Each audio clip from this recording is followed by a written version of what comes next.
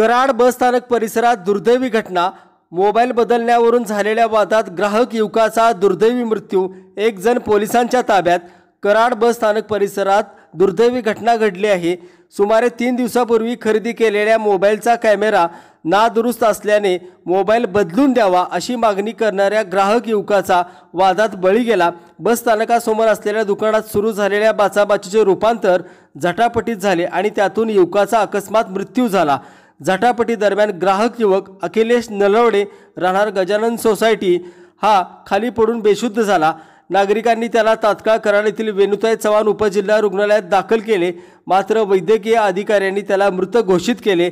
घटनेची माहिती मिळताच कराड पोलिसांनी धाव घेऊन संबंधित एकास ताब्यात घेतले असून अधिक तपास वरिष्ठ पोलीस निरीक्षक राजू तहसीलदार यांच्या मार्गदर्शनाखाली सुरू आहे। मुक्तागिरी न्यूजसाठी संदीप चेनगे, कराड।